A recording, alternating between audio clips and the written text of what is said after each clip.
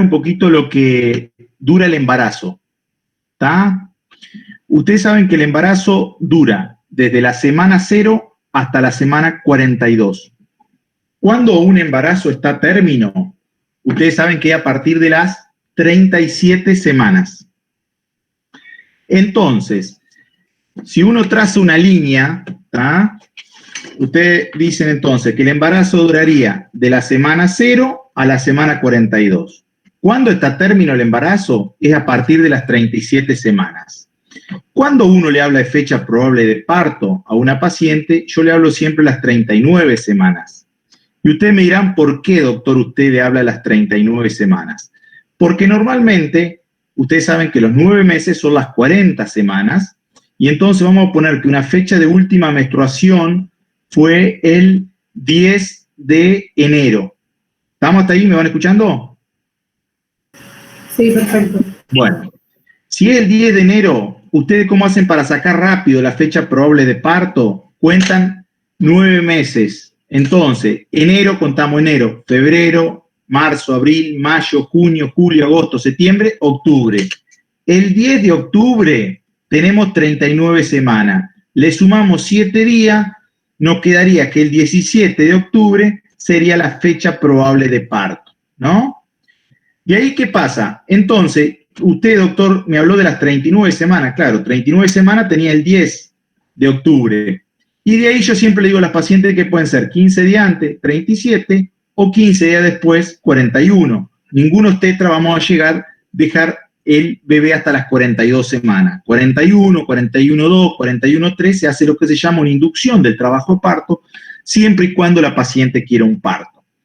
Pero siempre tenemos que saber que el embarazo dura 9 meses. Pero yo, para que la paciente se quede tranquila y no te estén continuamente preguntando, le doy las 39 semanas de embarazo, que sería en este caso con una fecha de última menstruación del 10 de enero, una fecha probable de parto sería el 10 de octubre. Y de ahí pueden ser 15 días antes o 15 días después. ¿Estamos hasta ahí?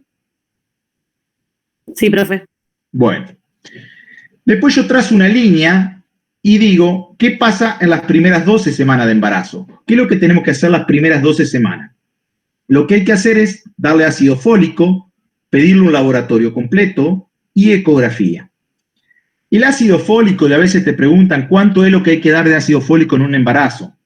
Normalmente hay que dar 1 miligramo, porque la Organización Mundial de la Salud recomienda 0,40 miligramos, o sea que con 1 miligramo estamos dando el doble de ácido fólico. ¿Qué más hacemos? Pedimos el primer laboratorio. ¿Y qué le parece? ¿Qué se pide en el primer laboratorio de una mujer embarazada? Vamos a pedir un hemograma completo con recuento de plaquetas, una urea y una creatina que me habla de la función renal. La vamos a tipificar con el grupo sanguíneo y que no haya anticuerpos ni nada, si son en caso que sea negativa la paciente. Le vamos a pedir una uricemia, que es el primer marcador de hipertensión.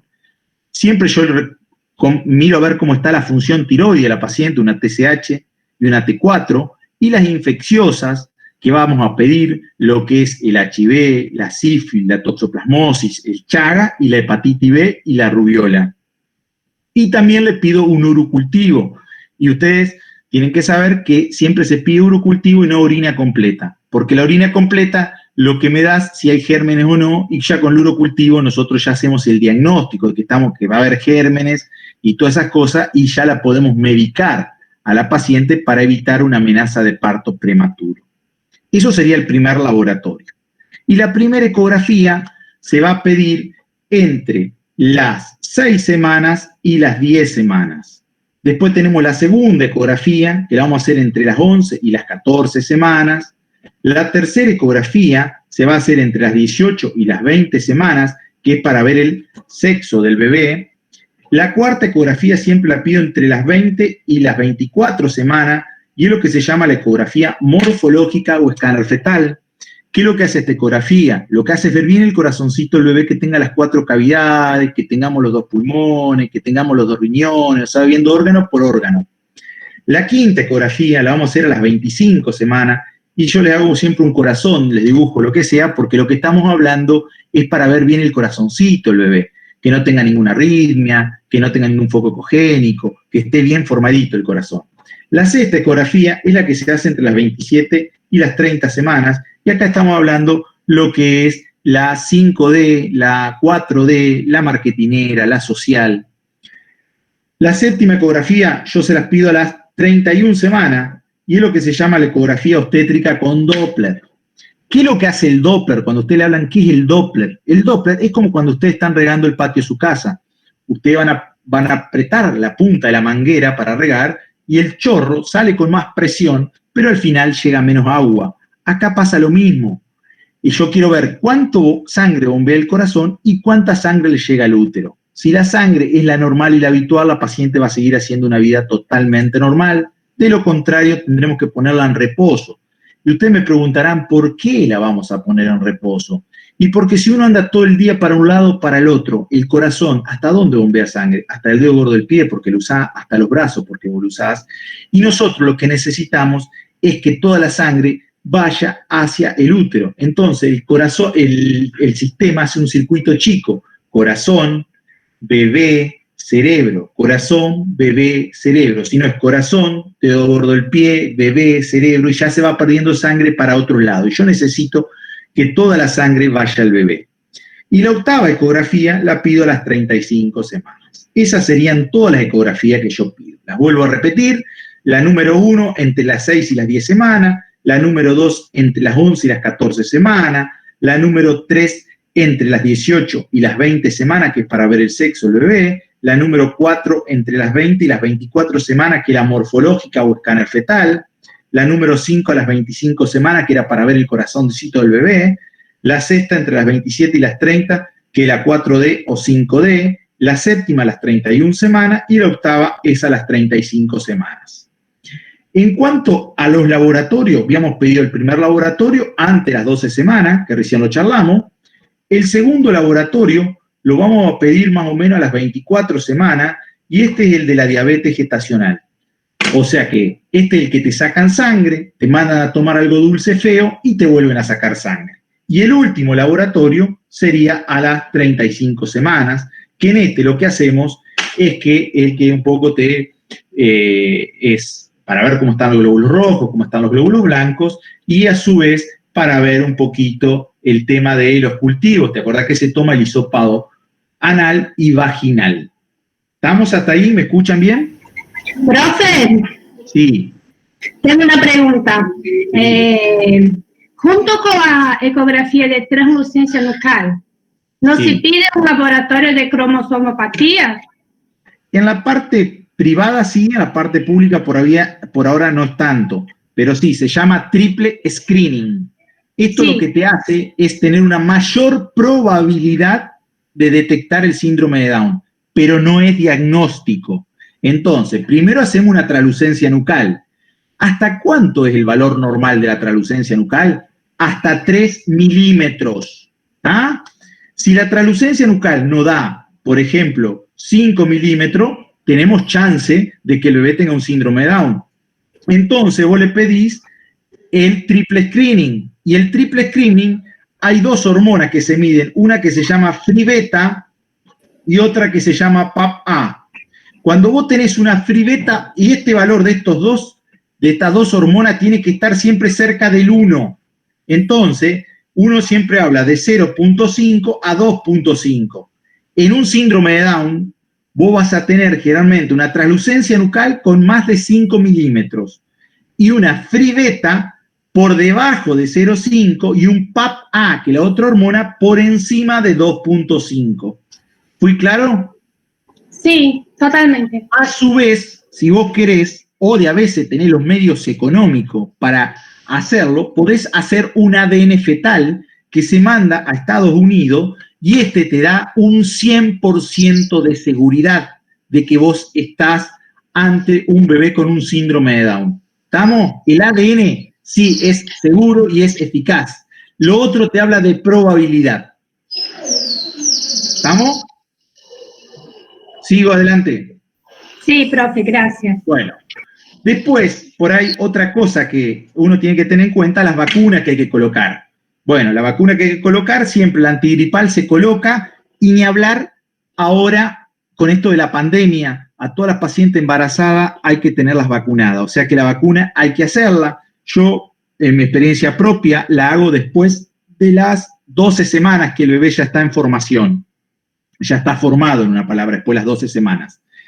Después la hepatitis B también hay que completarlo, ese calendario, y después de las 20 semanas se coloca la vacuna triple bacteriana acelular, que es contra el tétano, la difteria y la tos convulsa.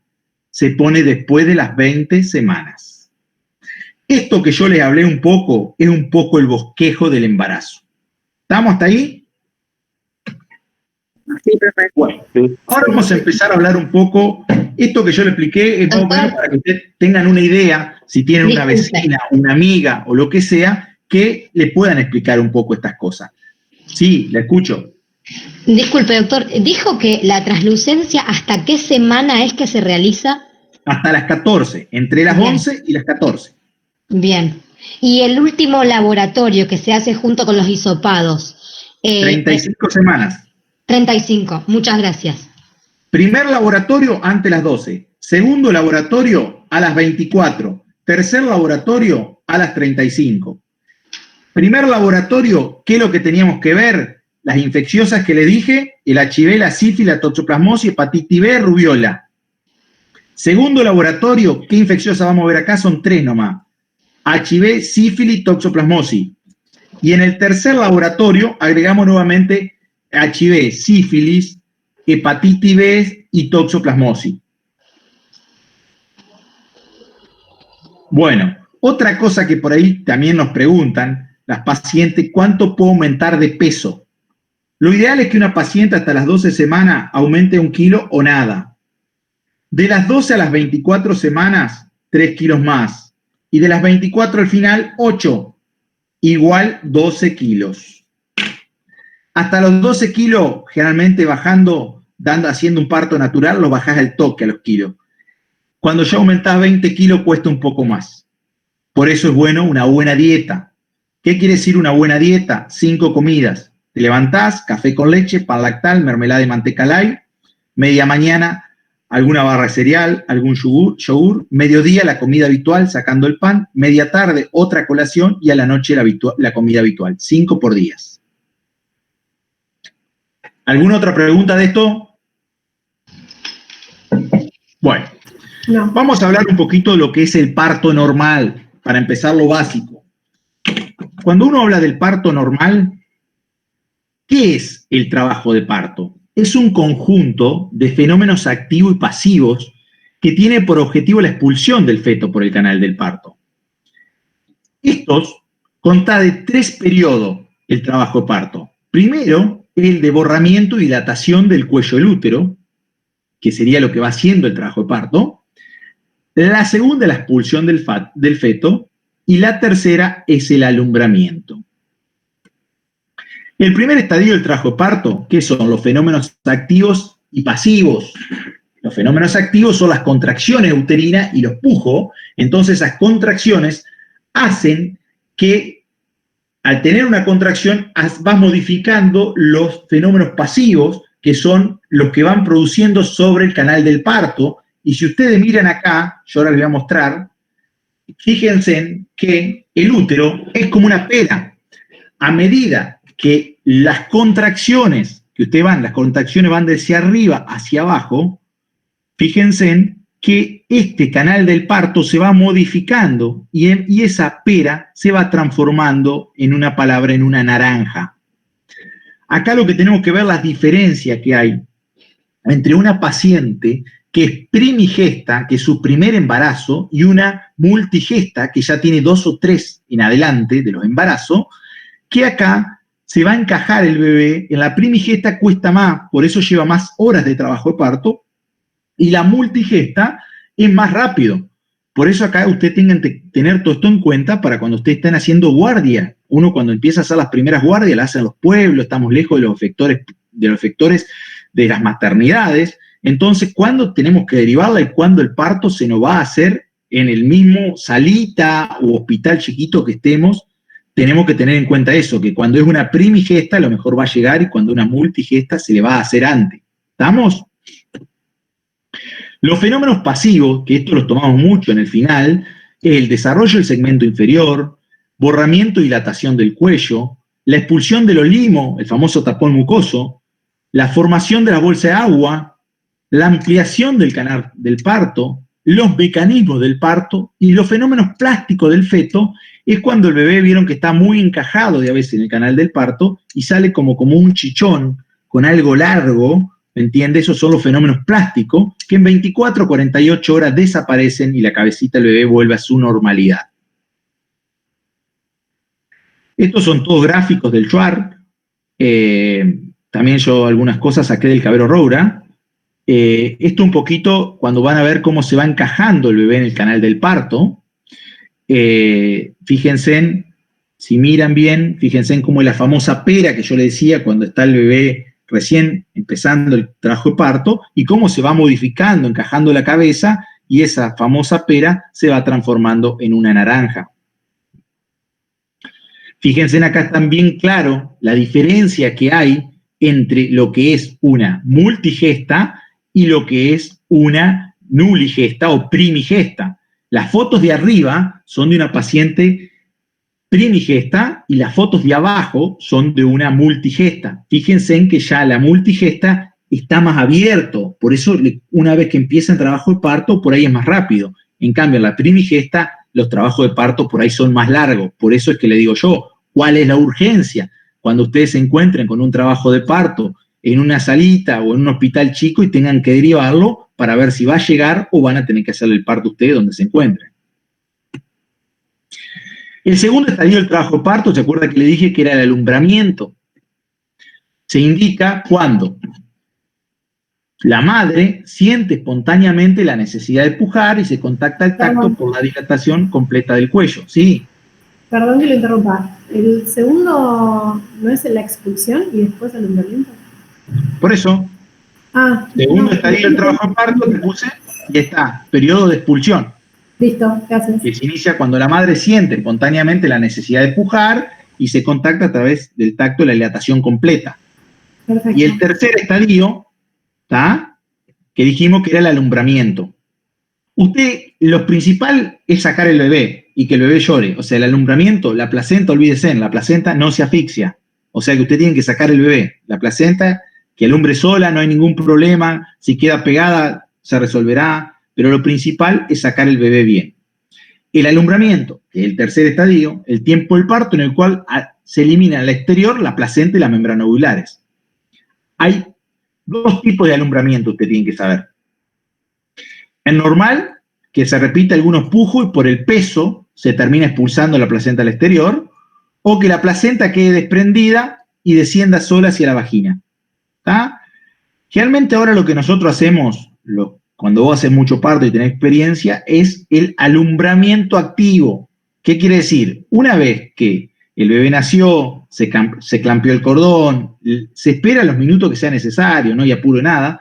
Una vez que clampeamos el cordón, tiramos desde el cordón suavemente y masajeando el fondo del útero de la madre.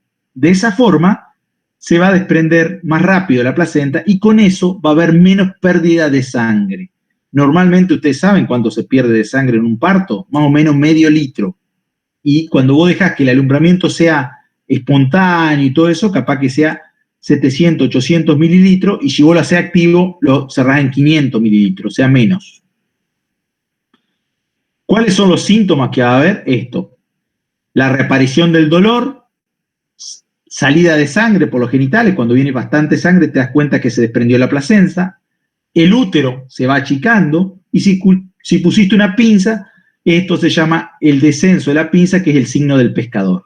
Vos fijate que podés esperar hasta 30 minutos, no hay ningún apuro para que la placenta se desprenda. Por eso le digo que la placenta no se asfixia. Si usted es su primer parto, lo que sea, déjenla en que se desprenda sola. Si tienen experiencia, pueden hacer un alumbramiento activo. El manejo expectante, el que yo le digo que ustedes pueden hacer, cortar el cordón, una vez que se dan los latidos, no administrar uterotónico, o sea, nada que contraiga el útero, y esperamos las señales, como yo te digo, que va a ser que baje la pinza, si pusiste una pinza, que aparezca el sangrado, que el útero se achique, todo eso hace de la forma expectante. lo que le decía el masaje uterino. Y el manejo activo es como yo le digo, que la ligadura oportuna del cordón, que esto, y a veces lo hacemos, a veces no, porque yo lo que busco es que la paciente se quede conforme y que esté contenta, y que lo fundamental es dejarle pasar un poco de sangre, hasta que el bebé deje bien de latir. Cuando no tenga mal latido el cordón, ahí lo cortás. Ahí le administrás después las drogas uterotónicas. ¿Recuerdan cuáles son las drogas uterotónicas? ¿Alguien me las puede decir?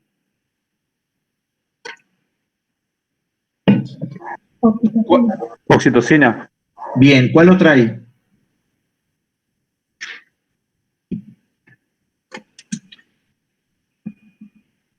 La carbetocina, ¿está?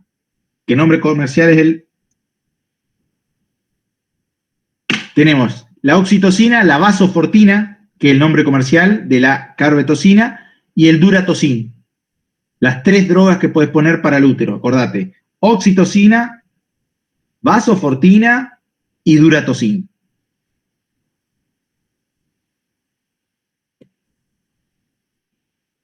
Entonces, pónganse a pensar. Se recibieron de médicos, empezaron a hacer la primer guardia, les tocó, no sé si son de acá o lo que sea, pónganle, yo les cuento mi experiencia. Mi primer guardia fue Soldini, acá a kilómetros de Rosario, 20 kilómetros menos que era Soldini o menos. Pónganle que a mí me llega una paciente. ¿Me van escuchando? Sí, profesor. Bueno, vamos Sí, a poner un ejemplo, y esto es lo que a ustedes les tiene que quedar. Vayan anotando. Vamos a hacerlo entre todos. Paciente de 38 años, gesta 2, partos 1, que cursa un embarazo de 38 semanas. Les pongo un ejemplo. La paciente se llama Rosa. Llega, nos golpea a 2 de la mañana, estamos de guardia nosotros, nuestras primeras guardias. Estamos solos. Y decimos, Rosa, ¿cómo le va? ¿Qué edad tiene usted? 38 años. ¿Cuántas veces estuvo embarazada? Es mi segundo embarazo, tengo un parto anterior, o sea que sería paciente, 38 años, gesta 2, partos 1, y te dice que tiene 6 meses de embarazo. O vamos a hacerlo a término. Nos dice que tiene 8 meses de embarazo. ¿Usted le parece que es término 8 meses? ¿Es término o no es término 8 meses? Sí, es término. Vamos a repasar los meses. ¿Cómo rápidamente usted tiene que saber cómo son los meses? Tienen que saber que un mes equivale a 5 semanas. 2 meses son 10 semanas. 3 meses son 15 semanas. Y 4 meses son 20 semanas. Fíjense en que acá hasta las 20 semanas, un mes tiene 5 semanas. Y después de las 20 semanas, el mes va a tener 4 semanas. Entonces, 5 meses van a ser 24 semanas, 6 meses van a ser 28 semanas, 7 meses van a ser 32 semanas, 8 meses van a ser 36 semanas y los 9 meses son las 40 semanas. O sea que si estaría de 8 meses, esta paciente no está a término porque tiene 36 semanas de embarazo.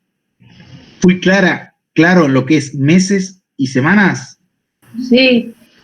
Entonces, acuérdense que un mes son 5 semanas, hasta las 20. Y después de las 20, un mes son 4 semanas. ¿Estamos? Entonces, esta paciente dice que tiene 6 meses, o sea que está de 36 semanas de embarazo. Igual miran la ecografía, que a veces hay unas ruletitas que ustedes pueden ver de cuánto ponen la fecha de última menstruación y ven de cuántas semanas está la paciente. Y la paciente te dice que consulta por dolor de panza, que la panza se le pone dura. ¿Está? Le pregunta, ¿tienen algún otro antecedente? Sí, soy hipotiroidea, medicada con levotiroxina, 50 miligramos día, y antecedente quirúrgico le cuenta que está apendicectomizada. Entonces, bueno, tener una buena anamnesis. Primer punto, paciente, 38 años, gesta 2, partos 1, que cursa un embarazo de 36 semanas, que consultó por contracciones, usted las contacta y tiene 3 contracciones en 10 minutos, y que duran 30 segundos esas contracciones, como antecedentes personales hipotiroides y como antecedentes quirúrgico está apendicectomizada. La hace sentar en la camilla a la paciente, le controlamos los signos vitales, tiene una frecuencia cardíaca de 60 y tiene una TA de 110/70. Recuerden siempre, la presión en el embarazo generalmente es baja, chicos. La presión va a ser 100/60, 90/60. Entonces, siempre a las pacientes, si está muy baja la presión, ¿qué hacemos? Cosas fáciles. Piernas arriba para que le llegue agua al tanque, le llegue agua a la cabeza, y que coma papitas con sal, sal abajo de la lengua, o Gatorade, que tiene sodio, potasio y le va a aumentar la presión. Esta paciente está normotensa, 100/60, estamos bien para el embarazo. Palpación, la palpamos y le contactamos que tiene contracciones, una de 30 segundos cada 10 minutos, ¿está? Hicimos una ocultación, si tienen algo para ocultarla y si no nada, y la revisamos. Cuando la revisamos, ya prácticamente le vemos los pelitos del bebé ahí en la vagina. ¿Qué hacen ustedes con este caso? Cuéntenme.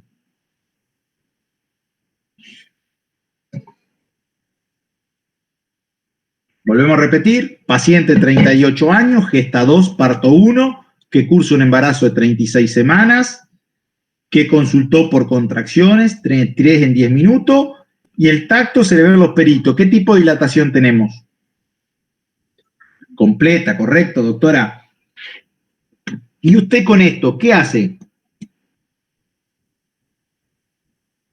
Muy bien, doctora. Entonces, en la misma camilla, las chicas por ahí lo van a saber bien, y los varones también, pero posición, la ponemos en posición como cuando tomamos un Papa Nicolau, pero vos tenés una camilla sin piernera, sin nada. Entonces, al marido le decís que te tenga una pierna, y la otra pierna te la pone en tu hombro, con los guantes puestos. La señora te dice, tengo ganas de hacer caca, y vos le vas a tener que decir, haga nomás tranquila, y ahí es donde va a venir la cabecita, va a salir la cabeza del bebé.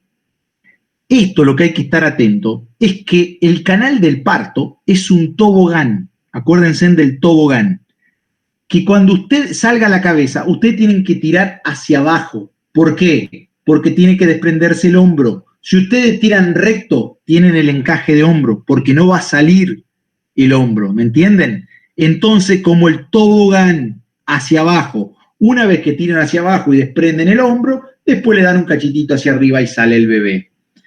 ¿Qué hacemos después que sale el bebé?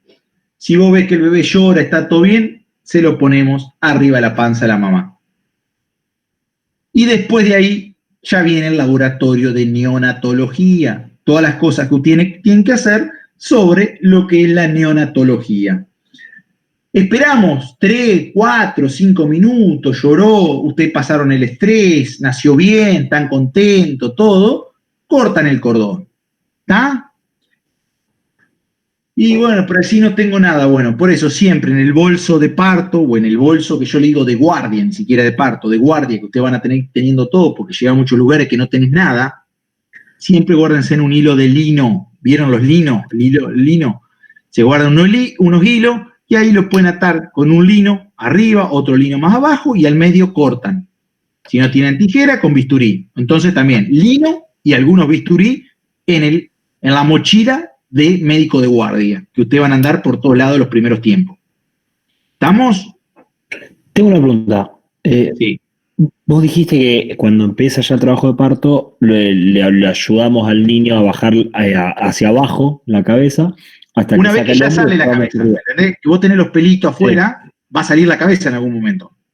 Cuando sale la cabeza, sí, ahí vos tenés que tirar hacia abajo para desprenderle el hombro anterior. Uh-huh.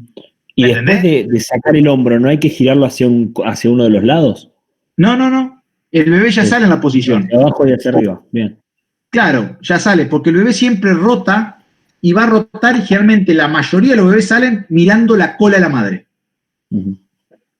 Porque los que miran a la madre recto se llama posición sacra y es dificilísimo hacer un parto de una sacra. O terminan un force o tiene que ser una gesta 5 que lo escupa. Claro. ¿Me entendés?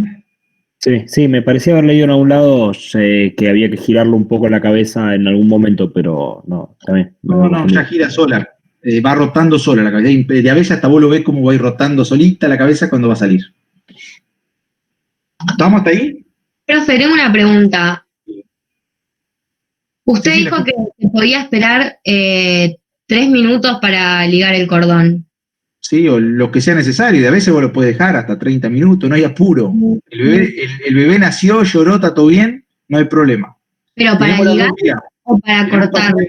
Tenemos la vía naturista, que se deja de a veces hasta 30 minutos, que no hay apuro, hasta la paciente quiere, porque hay una ley que la paciente que quiere parto natural, parto humanizado, se deja tranquilo. Ahora, si la paciente están de acuerdo con el obstetra, con lo que vos quieras hacer, lo puede cortar a los 3 minutos cuando deje latir.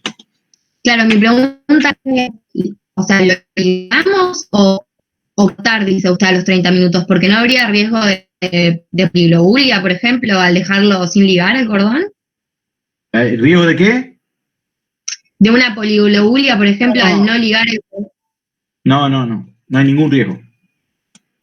Ah, bueno. Lo puede dejar tranquila y la madre lo puede prender a la teta y solita la misma placenta a veces se va a salir sola la placenta, porque ya se va desprendiendo. Ok, gracias. Le va a pasar únicamente la sangre que le tiene que pasar, que está bueno que le pase un poco de sangre al bebé. Pero después el mismo organismo es tan sabio que va a empezar con un poquito de hemorragia y de a veces hasta la misma placenta se sale sola. Está listo, gracias. ¿Alguna otra pregunta de esto? Esto es algo frecuente, pregúntenlo porque les va a tocar, ¿eh? A mí me tocó, cuando yo empecé a hacer guardia me tocó y embarazo gemelar. ¿Ah? Yo tengo una consulta, profe. Sí. En el caso de que nos venga la misma madre, pero el bebé esté en posición sentada, por ejemplo, ¿igual deberíamos hacer un parto o esa mujer se lleva a una cesárea de emergencia? Esa paciente que trata de llevarla a una cesárea de emergencia. Lo más rápido posible, cargarla a la ambulancia, traerla, y bueno. Hoy en día hacer partos de podálica no está, o sea, está como contraindicado, una palabra, por los riesgos que hay de que sale de a veces el cuerpo, la cabeza puede llegar a quedar y entonces a nivel del cuello del bebé se cierra el útero. Entonces te queda la cabeza dentro y el cuerpo afuera. Listo, perfecto, gracias. Ojalá que nunca se toque porque es terrible, catastrófico. Okay.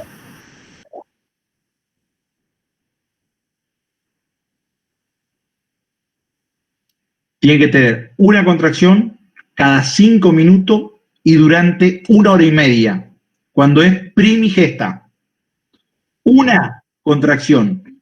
¿Qué es la contracción? La panza dura como una roca. Dura 30 segundos, afloja. A los 5 minutos vuelta dura como una roca, afloja. A los 5 minutos vuelta dura como una roca, afloja. A los 5 minutos vuelta dura como una roca, quiere decir como la frente de uno. ¿Estamos? Cada 5 minutos y durante 1 hora y media. Y si es una secundigesta o una tercigesta, las que tienen más hijos ya, partos también, y con 1 hora, 45 minutos ya que vaya al hospital. Acuérdense que es más rápido. ¿Estamos? De a veces, ¿qué puede pasar? Que empecemos con alguna contracción cada 20 minutos, cada 15, se cortan. De vuelta, cada 20, cada 15, cada 5, se cortan. Tiene que ser cada 5 bien rítmicas y seguidas. ¿Alguna otra pregunta de esto? En el caso de que sea una mamá primeriza, que sea el primer parto de la paciente, nosotros, estando en guardia, ¿deberíamos hacernos cargo nosotros o deberíamos derivar y tratar de conseguir otra ayuda externa? Siempre se deriva. Vos siempre tratás de derivar. Vos no sos el especialista. No. Si vos sos tetra, sí. Pero si no sos tetra, derivá, maestro. Derivar bien. Y lo que yo siempre le digo, paciente, 38 años, una buena anamnesis. Porque ustedes saben, yo era Soldini, yo estaba en Soldini, derivaba al Centenario, yo traía a la paciente al Centenario y te agarra el jefe del Centenario, que es el R1 de ginecobstetricia, y te va a pegar una forreada bárbara y tiene 1 año más que vos, ¿me entendés? Pero si vos le presentás bien a la paciente, no te va a poder decir nada, ¿me entendés? Entonces, presentar bien a las pacientes, nada más, por eso grábense en eso. Siempre derivar, traelo, ya está. Bien. ¿Alguna otra pregunta? ¿No hay más nada? ¿Seguimos? Bueno.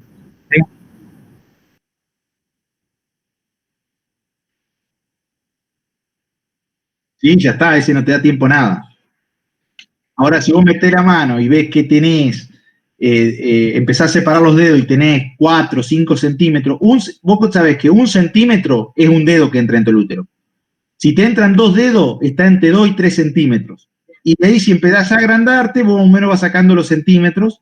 Y si vos ves que tenés 3, 4 centímetros, y bueno, listo. A la ambulancia, cargá y la derivá donde toque. Bueno, seguimos. Entonces, del parto, tener un parto normal, todo esto lo manejan ya. Ya más o menos lo hablamos. Vamos a hablar del segundo tema. Bueno, acá vamos a hablar de hipertensión arterial y embarazo. ¿Cuándo una paciente está hipertensa? Cuando tenemos más de 140, grábense esto, 140 de sistólica y más de 90 de diastólica. Pero fíjense en que tiene que ser en 2 o más mediciones con un intervalo de 4 horas. Eso es lo fundamental.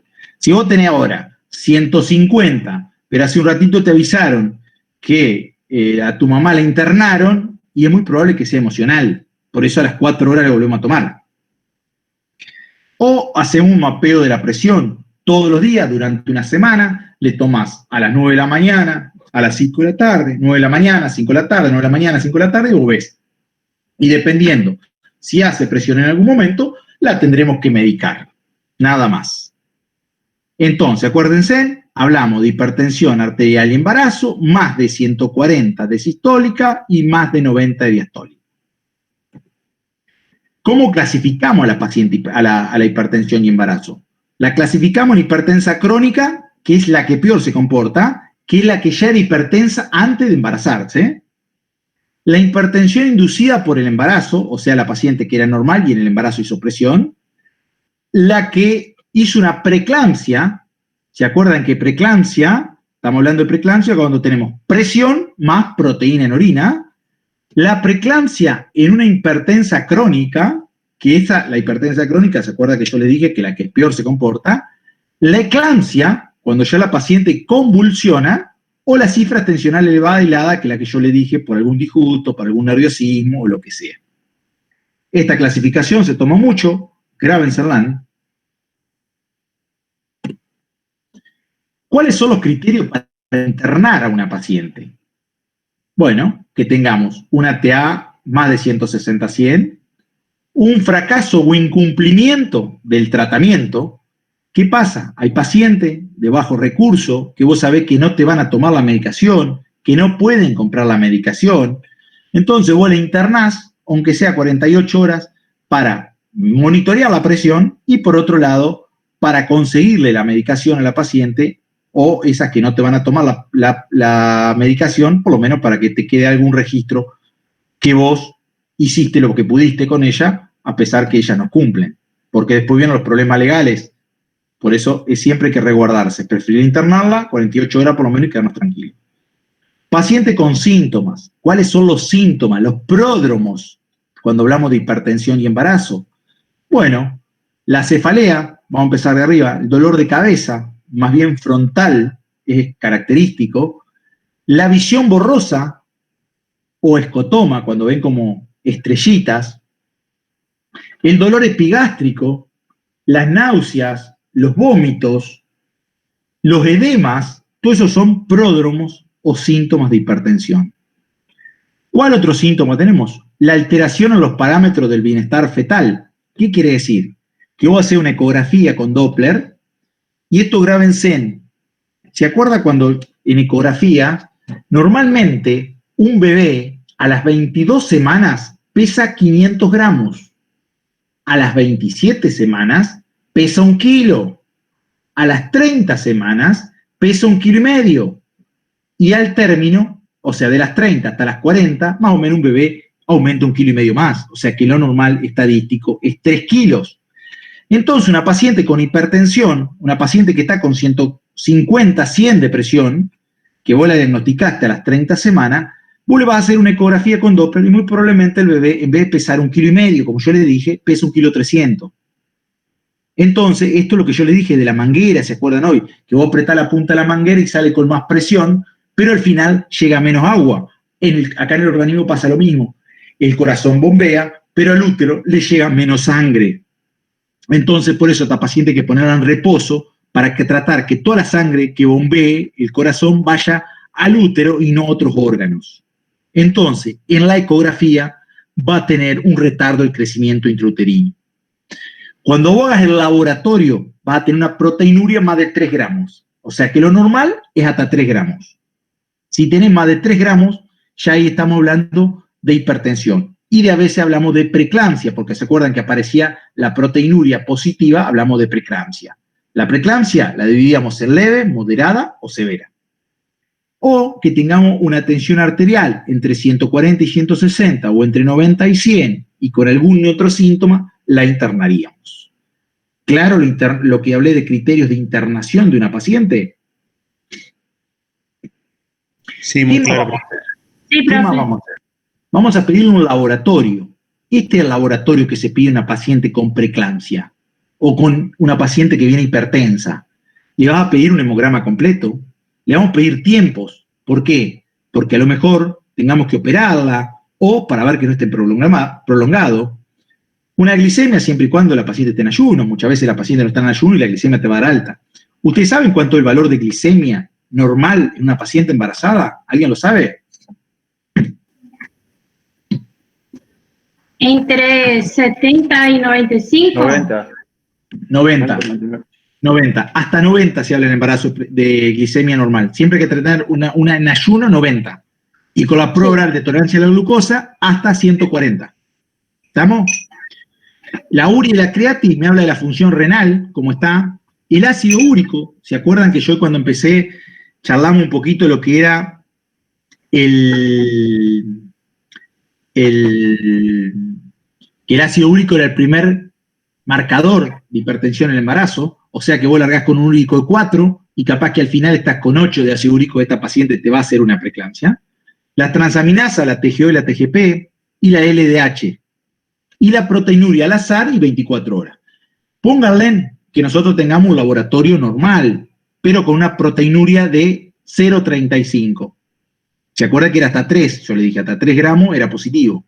O sea que por el laboratorio 0,35 estamos hablando de 3 gramos, 5. ¿Estamos? O sea que tenemos una preeclampsia. La preeclampsia se divide en leve, moderada o severa. Ahora la vamos a ir viendo. Cuando comenzamos a tratar con drogas hipotensoras, siempre acuérdense en esto, que no podés bajar en forma brusca la presión. ¿Por qué? Si la bajamos en forma brusca, ¿qué es lo que nos va a pasar? Lo que nos va a pasar es que podemos hacer un hipoflujo a nivel placentario y detener el bebé. Por eso tenemos que ser muy lentos con la bajada de la presión. Por eso la nifedipina y todo eso sublingual que bajan rápido y no se usan. Siempre oral, que vayan al estómago. Fármacos para el tratamiento de la hipertensión y el embarazo. El gold estándar, el más viejo, el que más sabemos cómo actúa y todo, es la alfa-metildopa. El nombre comercial es el Aldomet o el Hipermet. Esto viene de 500 o de 250, entonces puede empezar con 250 miligramos, después empezar a 500, hasta darlo por 6 horas, o sea que la dosis máxima sería de 2000. Hoy en día también se usa mucho el labetalol, que lo podemos dar 200 cada 6 horas, o sea que la dosis máxima es de 1200, pero podemos empezar con un labetalol de 100 cada dosis. La nifedipina, que esta por ahí es la que actúa más rápido, cuando vos tenés una paciente con 160, 100 de presión y le querés bajar, le da una nifedipina de 10 miligramos, oral, no sublingual, y más, ustedes si tienen una paciente que querés que empiece a actuar rápido, ¿qué droga darían si yo tengo una paciente hipertensa? ¿Qué les parece a ustedes? ¿Darían la alfa-metildopa, la betalol, la nifedipina? ¿Con qué la dejarían? ¿Cómo me harían un plan ustedes si yo les pregunto? Tengo una paciente que me consulta a mí, nos consulta a la guardia, con 160, 100 de presión. A las 2 horas la dejamos acostada, a las 2 horas le tomamos 160, 100. Yo quiero que baje la presión de esta paciente. ¿Qué le daría? La betalol o nifedipina. La betalol. Correcto. ¿La metildopa se la darían o no? Sí, la más vieja, la que más conocemos. Es muy lenta. Muy bien. Correcto lo que dijeron. Podés hacer esto, darle el labetalol y seguir con el labetalol, o darle una nifedipina y le empezás a dar la metildopa también. La metildopa, recuerdan que tarda 48 horas en empezar a hacer el efecto. Por eso, mientras, la suplentás con la nifedipina. Después sacá la nifedipina y dejá la metildopa sola. También a veces damos labetalol y metildopa juntas, muchas veces, cuando no tenemos buena respuesta. ¿Está? Y puede dar hasta 2 y 3 drogas. El atenolol hoy en día ya no se usa casi, y la hidralazina es en caso de las urgencias. Pero lo que más, si vos me decís hoy en día, lo que más se usa, más, es el labetalol, porque el labetalol también viene endovenoso, en caso que lo necesitemos para una urgencia. ¿Vamos? Profe, ¿cuánto tiene la betalol en la urgencia? ¿Empezamos con 200 o con 100? Viene la ampolla de 100, entonces puede empezar en la ampolla dándole 100, porque va endovenoso. Bien. ¿Está? Gracias. Indicaciones del sulfato de magnesio. Fíjense en que el sulfato de magnesio, ¿para qué sirve? Para la prevención grave de una preeclampsia o en el tratamiento de la eclampsia. ¿Estamos? Entonces, si vos tenés una paciente, vos estás en un lugar de guardia, te llega una paciente con 180, 100 de presión, con cefalea, epigastralgia y todo, chicos, acuérdense siempre que el sulfato de magnesio no te va a bajar la presión. Le vas a dar la nifedipina si vos querés, o le vas a dar el labetalol, pero le ponen sulfato. ¿Y por qué la vas a sulfatear a la paciente? Para que no te convulsione. Porque si vos no le pones el sulfato, te va a convulsionar y te va a hacer una eclampsia. Por eso el sulfato de magnesio es el tratamiento de la eclampsia. Porque vos dándole el sulfato te quedas tranquilo que no va a convulsionar. ¿Fui claro con eso? Esto es importante, saber el tratamiento endovenoso del sulfato de magnesio.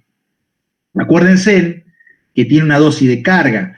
Por ahí esto grábenselo ustedes, yo después lo voy a subir a la página, así ustedes lo tienen, porque así como vos recién saliste de la guardia y no tenés mucha experiencia, la enfermera que va a estar en ese lugar tampoco tiene experiencia, porque generalmente los lugares donde nos toca que ir son lugares de trincheras, ¿me entendés? Entonces estamos, todos los que menos experiencia tenemos, estamos ahí porque recién estamos haciendo los primeros pasitos. Entonces la enfermera está haciendo sus primeros pasitos y vos también te estás haciendo tus primeros pasitos. Entonces siempre acuérdense, si la enfermera no sabe, le decís, mira, acá tengo, así se prepara. Son 4 o 5 ampollas, cada ampolla tiene 1,25 mililitros, se diluye en 200 centímetros cúbicos de dextrosa y lo pasamos a 30 minutos. Y después hacer la dosis de mantenimiento. ¿Y qué es lo que tenemos que controlar? Los reflejos patelares, que tenga buenos reflejos. Fíjense en de copiarlo si ustedes quieren, y si no, acuérdense que después yo se los voy a subir a la página. ¿Estamos hasta ahí? Seguimos. Y la vía del parto, según las condiciones obstétricas. Si una paciente me llega con 180 de presión, 110 y 9 centímetros de dilatación, yo en menos de una hora capaz que le hago el parto. Esa mina sí le puedo hacer un parto. Ahora, si me llega con 2 centímetros de dilatación y 180 de presión, la voy a tener que operar, porque no puedo seguir esperando. ¿Vamos hasta ahí? Bueno, ahora vamos a hacer un ejemplo. Anoten por ahí. Vamos a seguir con esta paciente. A ver, la paciente se llamaba Rosa, habíamos dicho. Llega Rosa, paciente de 38 años, gesta 2, parto 1, que cursa un embarazo de 38 semanas, que consulta por cefaleas intensas, visión borrosa y epigastralgia. ¿Está? Le tomo la presión, tiene 180, 100 de presión. ¿Qué hacen ustedes? Estamos en Soldini, a 50 kilómetros de Rosario. Yo le hago tacto y le voy dando la betalol y el magnesio. Te digo, por ahí te pregunto, ¿es importante hacerle el tacto? Y para ver si está en trabajo de parto. ¿Ella te consultó por contracciones? No, pero hay que inspeccionar a la paciente. Primero lo que hago es tratar la presión arterial. Muy bien, entonces el examen físico está bien lo que vos me decís, pero es así. Empecemos lo más importante, que la presión. ¿Ah? ¿Vos la vas a revisar? Sí, la vas a revisar porque yo, ¿qué te dije? Que tenía que tener toda una historia clínica completa porque si no, cuando te agarre el R1, te va a forrear. Entonces, la vas a revisar, sí, perfecto. El cuello está cerrado, no tiene dilatación. ¿Qué harías vos? La paciente está. Entonces, vamos a repasar de vuelta lo que escribimos. Rosa, señora Rosa, paciente, 38 años, gesta 2, partos 1, que cursa un embarazo de 38 semanas, que consulta por cefalea, visión borrosa, epigastralgia, al examen físico, tiene 70 pulsaciones por minuto y tiene una TA de 180 a 100. La ocultación, los latidos del bebé están bien, y en cuanto al tacto, el cuello está cerrado. ¿Qué haríamos? Bajar la presión. Colocarle una vía. Perfecto, le ponemos una vía, muy bien. ¿Qué más? Entonces, vamos anotando. 1, control de signos vitales. 2, nada por boca. 3, HP, una vía. ¿Qué más? Sacarle sangre y orina para evaluar todo lo que ya dijimos también. Está bien, pero estamos en un lugar donde no tenemos laboratorio. Y no tenemos ecografía. Derivarlo urgente. Se deriva. Sí. La deriva. ¿Qué más va a hacer? Iniciar tratamiento. Perfecto. ¿Con qué iniciaría el tratamiento? Con la Perfecto. Perfecto. Le diste estaba con 180, le diste una nifedipina oral y le arreglaste a la betalol cada 6 horas. ¿Eh? Un sulfato de magnesio también. Muy bien, doctora.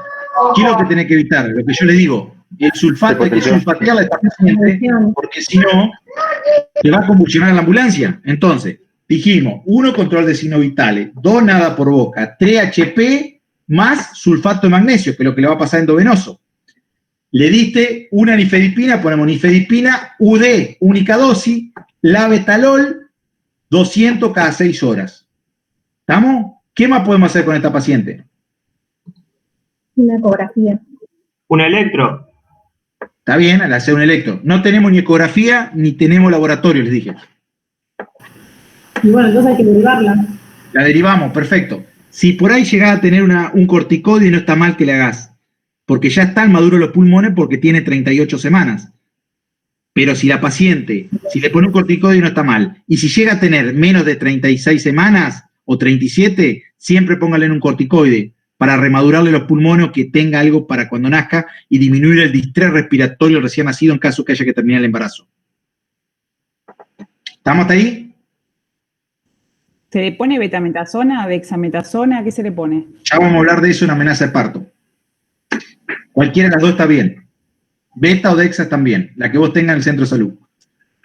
La derivamos, ¿está? Llegamos acá, tocamos la puerta, estamos en el Centenario. ¿Qué cosas tenemos acá en el Centenario que no teníamos allá?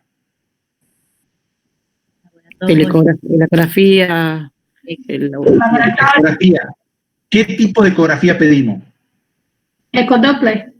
Bien, correcto. ¿Se acuerdan que yo le dije que teníamos que mirar la cantidad de sangre que le pasaba al bebé? ¿Está?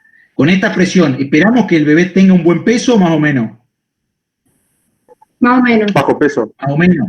Acuérdense la manguera, cuando yo le dije, cuando regamos el patio de la casa, apretamos la punta de la manguera, sale con más presión, pero menos agua al final. Acá pasa lo mismo, el corazón bombea, pero al tener tanta presión, menos sangre le llega al útero.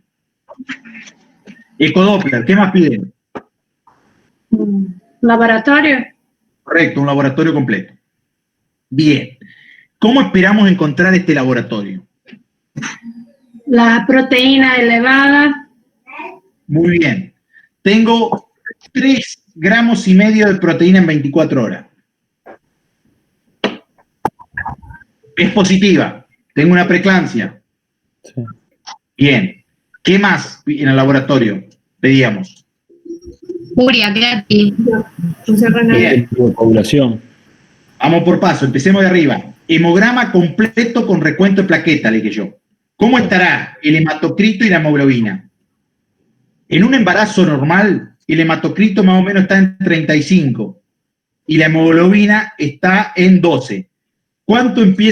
¿En cuánto piensan ustedes encontrar un hematocrito y una hemoglobina de una paciente con 180 de presión y una preeclampsia de moderada a severa? ¿Más alto el hematocrito y la hemoglobina o más bajo? Más bajo. ¿Alguna otra opinión?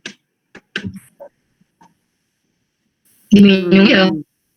No, lo vas a encontrar alto. Vas a tener un hematocrito de 40, una hemoglobina de 16. ¿Por qué? Porque está hemoconcentrada la paciente. ¿Está? Hemoconcentrada. Eso te está hablando que no está bien.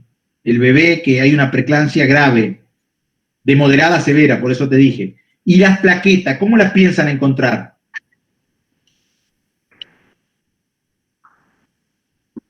Deshidratada. Sigamos, ya te explico. Escuchá, las plaquetas, ¿cómo las van a encontrar? Normalmente se acuerdan que eran 360.000 y 360.000 la plaqueta. ¿Cómo la van a encontrar una paciente con preeclampsia de moderada a severa? Disminuida. Muy bien, doctora. Va a tener plaquetopenia. ¿Está? Las plaquetas bajan y los glóbulos rojos suben. ¿Está? O sea, el hematocrito y la hemoglobina. Estos son fenómenos dinámicos. Bien, las plaquetas, por ejemplo, póngale que tengamos 100.000 plaquetas. O sea, ya están bajas. ¿Qué más? Sigamos. El ácido úrico. ¿Cuánto va a tener de ácido úrico? ¿Va a estar bajo o alto? Alto. Alto. Va a tener un úrico de 8.89. ¿Se acuerdan las transaminasas? La TGO y la TGP. ¿Cómo van a estar? Altas. Altas. Lo normal se acuerda que son hasta 30 que dure esta estén. Y a lo mejor tiene una TGP de 200 y una TGO de 180. O sea que va a tener enzimas hepáticas altas. Y la LDH es hasta 500 más o menos. 450. ¿Cuánto va a estar?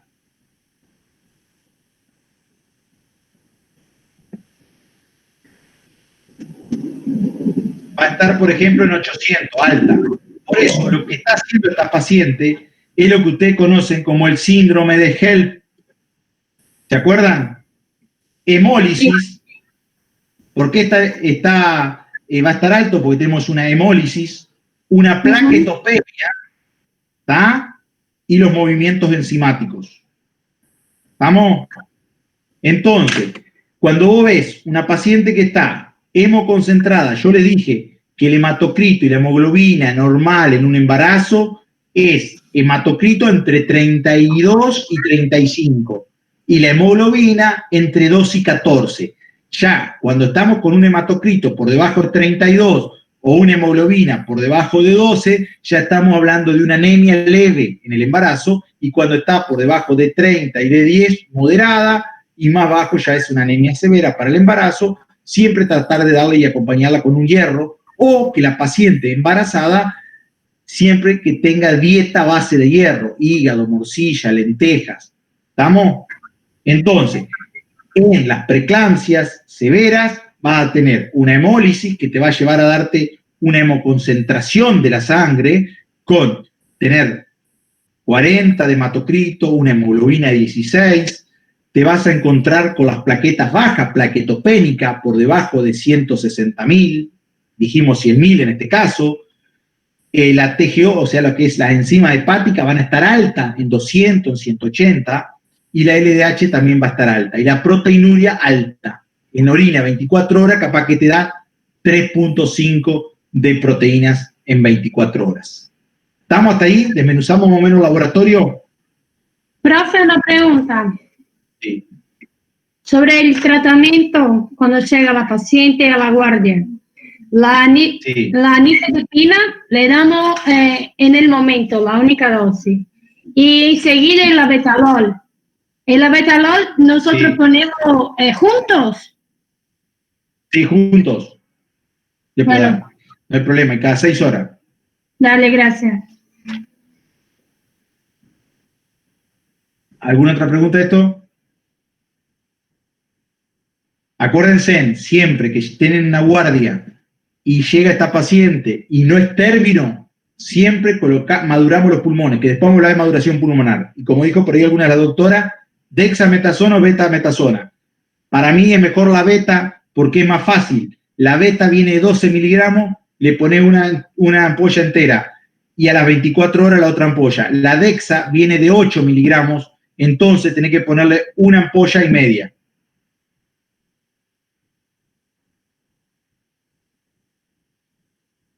¿Me escuchan? Sí, profe. Bueno. No me queda mucho tiempo, ya me parece que me dice que me... Bueno. ¿Saben ustedes cómo es para que no se expire esto y sigamos la charla? No se corta, creo, Google Meet. El que se corta es Zoom. No se corta. Yo voy a tener que salir y volver a entrar. Volvemos todos a entrar. Pero no se corta Google Meet, el que se corta es Zoom. Bueno. ¿Qué pasa? A ver. Bueno, vamos a hablar de ahora un poquito de hemorragias. ¿Me escuchan? Sí, profesor. Sí. ¿Depresión quedó algo, chicos? En el tintero, díganme, acá no hay problema. Yo lo que quiero es tratar de que ustedes me entiendan, de enseñarles lo que más puedo y que ustedes cuando ahora hagan los primeros pasos, no trompecemos. Nada más. Profe, sulfato de magnesio. Sí. O sea, ¿cuándo se coloca? ¿Cuando la presión está en 180 o se coloca con la presión también más baja de 180, digamos? Vos fijate siempre, con presión más de 180 le ponés sí o sí. Okay. Y si tiene 150, pero está muy sintomática la paciente, que está con cefalea, visión borrosa, todo eso, también le pone el sulfato. Listo. Perdón, no sé si vieron antes, pero se me cortó justo y no pude seguir escuchando. No hay problema. Las veces que necesita interrumpimos, no hay problema. Acá hay que saberlo, nada más. Dale, gracias. ¿Estamos? ¿Le va sirviendo más o menos como yo les voy explicando todo? Sí. Espectacular. Bueno, sigamos con hemorragias. Recuerdan que las hemorragias se dividen del primer trimestre del embarazo, del segundo trimestre del embarazo y del tercer trimestre del embarazo. Cuando hablamos de hemorragias del primer trimestre del embarazo, hablábamos de embarazo ectópico, hablábamos de amenaza de aborto y hablamos de embarazo molar. ¿Está? Eso ya lo veremos en otro momento o vemos. Ahora vamos a centrarnos en la hemorragia del segunda mitad del embarazo en adelante, que son estas. El abrupto placentae o placenta previa o ruptura de la basa previa o ruptura uterina. El abrupto placentae o desprendimiento de placenta ¿estamos? Es uno de los más importantes, la placenta previa, la ruptura de la basa previa lo puse para nombrarla y la ruptura uterina.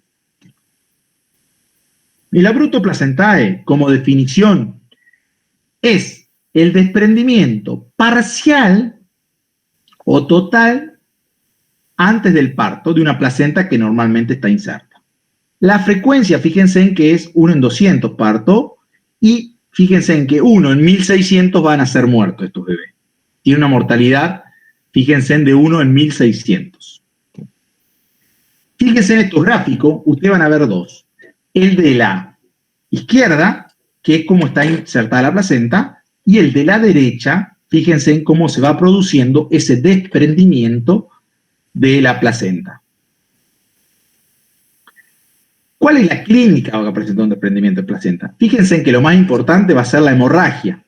O sea, una paciente que viene con hemorragia, con un embarazo del segundo trimestre, más de, pongámosle, 28, 30 semanas, estamos hablando de un desprendimiento de placenta hasta que se diga lo contrario. Cuando habla de hipersensibilidad uterina, que le sigue en un 66%, es el hipertono. Es que la panza se pone dura y no se afloja más. Es una contracción larga, larga, larga, que no se afloja más. Hipertonía uterina. Después se manifiesta como con un sufrimiento fetal agudo, quiere decir SAF, sufrimiento fetal agudo, o sea que van a manifestarse con los latidos bajitos. Los tiempos pretérmino, ¿tá? Y las contracciones de alta frecuencia o como feto muerto en un 15%. Pero lo más importante, para que ustedes sepan de esto, del desprendimiento de placenta, es la hemorragia, chicos, la hemorragia. Y acompañado del hipertono, contracciones de alta frecuencia. La paciente te dice que no se le relaja el útero. ¿Cuáles son las complicaciones que tenga una placenta, un desprendimiento de placenta? Y si se desprende la placenta, se muere el bebé. Por eso siempre hay que sacarlo lo más rápido posible para tratar de salvarlo. Si vos decís, vengo de Soldini y entro por el Baigorri y la meto en el Baigorri, que me lo saquen en el Baigorri, no que tengo que ir a tal lado, no, que te lo saquen en el primer efector, donde tengamos anestesia para hacer una cirugía, hay que operarla. Si no, se muere el bebé adentro. ¿Qué otra cosa? La paciente tanto sangrado puede hacer un shock hipovolémico. Y si no tenemos sangre, ¿qué vamos a hacer? Una insuficiencia renal aguda. Y a su vez, ¿qué podemos hacer? Una coagulación intraoscular diseminada. Y cuando vos operés la paciente, vas a saber el útero, que se llama útero atigrado de Corbelier. ¿Está? Es cuando vos operás a la paciente, esa sangre empieza a meterse entre las fibras musculares del útero y vas a tener un útero entre negro y rosa. Después es muy frecuente que aparezcan hemorragias posparto o embolia del líquido amniótico. Muchas de estas pacientes, al tener tan infiltrado el útero, no se contrae, por eso hace hemorragia, o muchas veces hay que hacer una histerectomía. ¿Cómo lo diagnosticamos? Lo diagnosticamos a través de una ecografía. Si ves que viene un poco de sangrado, que no es tan abundante, le hacemos una ecografía. Si ahora vos ves que es un sangrado abundante, un hipertono aumentado, que no afloja, no hay vuelta. Entremos y operemos, no demos vuelta. Porque a veces los desprendimientos también pueden ser de a poquito. Yo le cuento una experiencia a una paciente, un día me llama, era una paciente de Nogoyá, que dice, doctor, tengo un poco de sangrado. Entonces yo le digo, bueno, mire, fíjese si alguien la puede evaluar, porque yo no la puedo hacer venir 100 o 200 kilómetros si tiene un sangrado activo. Bueno, la evalué una obstétrica y me llama y me dice que tenía un sangradito, pero que era medio continuo. Entonces, bueno, le digo, ¿da para que llegue a Rosario? Sí, da para que llegue a Rosario. Bueno, la paciente llegó, yo ya la estaba esperando, la evaluó, y el sangradito era muy pequeño, le hice una ecografía, la ecografía normal, le maduré los pulmones, tenía 34 semanas, la dejé internada. A las 5 horas voy de vuelta, seguía todo igual, todo normal, buen útero, todo bien. A las 10 de la noche lo voy a evaluar de vuelta y ya la frecuencia cardíaca se empezaba a disminuir. La opero de urgencia. El bebé nació bien, todo bien, pero esta señora lo que se iba de a poquito desprendiendo la placenta. Me dio un par de horas, aunque se le puede poner un corticoide o algo para ayudarle a que el bebé salga bien. El bebé anduvo muy bien, muy exitoso todo. Pero eso de a veces son abundantes los sangrados y a veces son pequeños, pero nunca mandarla a la casa. Siempre internarla y controlarla. La terminación del embarazo, cesárea abdominal, como yo le dije de urgencia, si la paciente se agrava, si el feto está vivo para prevenir su muerte, si fracasa la inducción, en caso que vos tengas una paciente que tenga 9 centímetros, cosa que rápidamente le hagamos el parto. Una vez que el bebé sale, ¿se acuerdan que yo le dije que el útero costaba retraerlo? Y por otro lado le pedimos cómo está el fibrinógeno. En caso de la atonía uterina, ¿qué vamos a hacer para que el útero se contraiga? Vamos a masajearlo, le vamos a dar oxitocina, o como le dije yo, podemos darle carbetocina o vasofortina, y también hoy en día se puede inflar un balón, que es como un globo adentro del útero, que en el medio tiene un cañito que nos va a ir avisando si sangra o no, que se llama el balón de Barskin. Cuando yo estuve en España, lo usábamos mucho allá, y se salvan, muchos úteros se salvan. Y en caso de que el sangrado continúe, el útero no se retrae, hay que hacer una histerectomía. Para la segunda, en caso de que vos tengas una hipofibrinogénemia, hay que hacer transfusión de fibrinógeno. ¿Cuándo? Cuando este fibrinógeno es menor a 100. ¿Quedó claro el desprendimiento de placenta? Entonces, siempre acuérdense de si el sangrado, siempre la internamos, nunca la mandamos a la casa. Estamos hablando de hemorragia del segundo trimestre del embarazo, en donde estamos por encima de las 28 semanas y que el bebé tiene viabilidad afuera. ¿Estamos? Porque antes de las 20 semanas, 22 semanas, estamos hablando de un aborto, no había, ahí se muere. Entre las 22 y las 28, ¿se acuerdan que es inmaduro? Es un bebé que no sé cómo va a funcionar afuera. De las 28 en adelante ya tenemos buena viabilidad afuera de la panza. Ahí hablamos de desprendimiento de placenta. Acá tenemos placenta previa. ¿Qué es la placenta previa? Es la inserción de la placenta en el segmento inferior del útero. Y la hemorragia es de intensidad variable en la segunda mitad del embarazo. La incidencia general, fíjese que sea 1 de cada 250 embarazos. En nulípara es 1 cada 1000 a 1500 y en multípara puede ser de hasta 1 en 200. Fíjense los 4 grados de placenta que hay: lateral, marginal, oclusiva parcial o oclusiva total. Y acá le voy a dar los dibujitos, fíjense cómo están. Fíjense que la oclusiva, la lateral, no tenemos problema, está a varios centímetros del orificio cervical interno. La marginal, tampoco va a haber problema en caso que hagamos un parto, porque están los márgenes del útero, pero nos deja salir la cabeza. Ahora, cuando es oclusiva parcial o oclusiva total, por acá no sale la cabeza y está contraindicado el parto y en este caso vamos a tener que operar. ¿Cómo hacemos el diagnóstico? Toda hemorragia del final del embarazo siempre se va a considerar o una placenta previa o un desprendimiento. La manifestación clínica y la ecografía constituye el diagnóstico de certeza. Entonces, ustedes siempre que le venga una paciente con sangrado, pídanle la eco. ¿La última eco, a ver, mamá, la tenés? Sí. Si la placenta, te dice la eco, que tiene placenta baja, te quedas tranquilo, estamos hasta esto. Si ahora vos ves que la placenta estaba en el fondo, y no, seguramente sea un desprendimiento de placenta, y ahí estamos actuando de otra forma. Fíjense que siempre se pone un espéculo y no se realiza tacto, porque en caso que vos la revisé, va a empezar a sangrar esa, porque lo que tocas es la placenta. Fíjense en esto, una pregunta final que yo le hago muy frecuente, y que muchas veces los ecógrafos me dicen: tiene 18 semanas de embarazo, doctor, y la placenta está baja. Me llama la paciente y yo le digo, bueno, quédate tranquila. No, porque el ecógrafo me dijo que te diga que está baja. Primero burrada, chico. No podemos hablar de placenta baja hasta después de las 24 semanas. Fíjense que al crecer el útero se la lleva hacia arriba la placenta, y entonces, de esta manera, no podemos hablar a las 18 semanas de placenta baja. ¿Cuándo podemos hablar de una placenta baja? Después de las 24 semanas. Acá está. El 97% de los casos de las placentas se encuentran alejadas del orificio interno. ¿Estamos? Y lo confirmamos a través de la ecografía del tercer trimestre de embarazo. La rotura de la basa previa, se las nombro nomás, por una cuestión de que está en los libros, que es una anomalía de un vaso. O sea, cuando uno rompe, por ejemplo, la bolsa, y en vez de romper la bolsa, justo rompiste un vaso que va directo a la placenta. Acuérdense de eso, nada más, es muy infrecuente. Se da 1 en 3000 partos, o sea, es infrecuente, muy infrecuente. Yo lo tuve una sola vez, pero es muy infrecuente. Fíjense en los vasos, como estos vasos así que ya tienen, fíjense cómo están en este gráfico. Entonces, cuando vos rompés la bolsa, rompiste directamente el vaso, pero vas a empezar a tener alteraciones en la frecuencia cardíaca del bebé. Y por último, tenemos la rotura uterina. Esto es muy frecuente también por ahí. Sí.